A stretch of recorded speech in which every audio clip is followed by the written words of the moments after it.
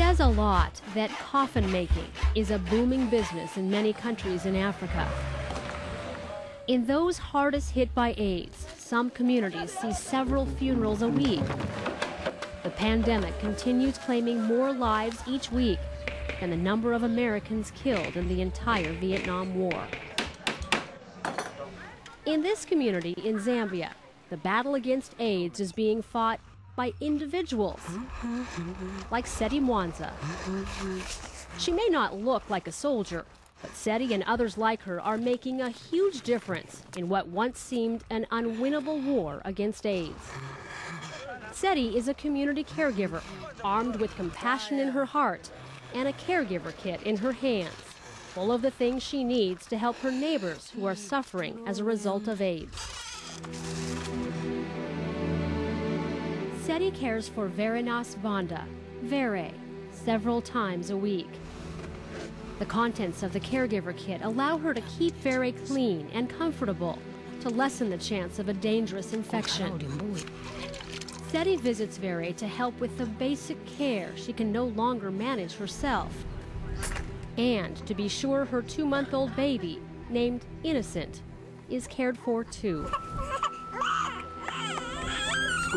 All over this community, and in others in Africa, Asia, and Latin America, local volunteers have stepped up to ease the suffering and prolong the lives of those stricken with AIDS.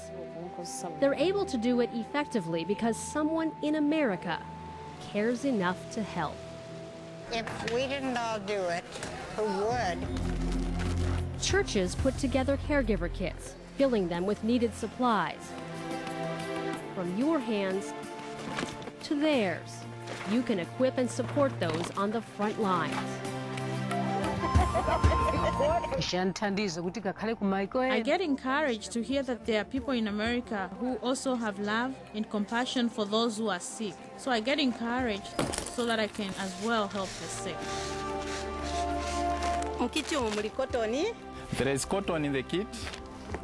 There is face towel. The kit contains practical items such as soap, washcloths, and jars of petroleum jelly, things that aren't accessible or affordable for most people here. Sometimes supplies are left behind, so the patient or their family caregiver can use them as needed. Mulungu akudalitseni inu. God bless you and your family.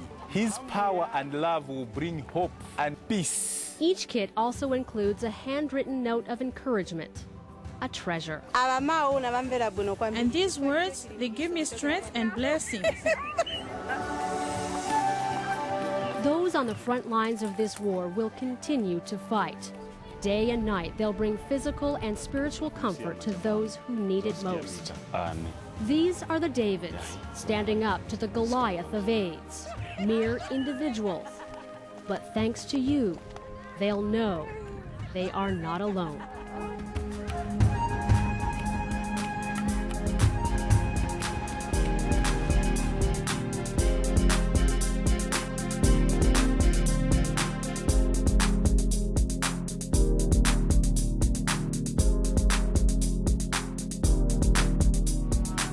You're about to take what could well be the most important tour of your life. It's going to be a worldview tour. Why did Jesus come into the world? Do you know who Jesus is? Do you know? We're going to turn and gaze upon the face of God. There is no direction you can travel in which God has not spoken. Who is man? What does God say about who man is? What takes us captive? What is insanity? Up from the goo we arose. Is our culture filled with lies? This is a battle of worldviews. Do you really believe that what you believe is really real? We will never be the same again.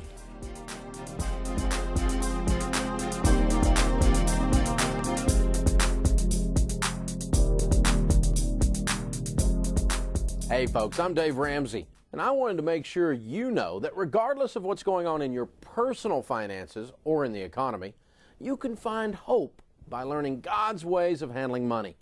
And that's exactly what I'm going to teach you to do in Financial Peace University. Starting very soon, this church is offering Financial Peace University classes that are open to the church and to the entire community. During the 13-week class, you'll learn what it looks like to handle your money in a way that honors Christ. you'll become an excellent steward, an excellent manager of all of the resources that God's given you. Oh, and by the way, the average family pays off $5,300 in debt and saves $2,700 during the first 90 days. That's an $8,000 turnaround. It doesn't matter what your age is, what your income is, or what your debt load is. Anyone can do this stuff. And believe me, it's the most fun you'll ever have learning how to manage your money. Don't miss out, folks. Contact the church office and get signed up today.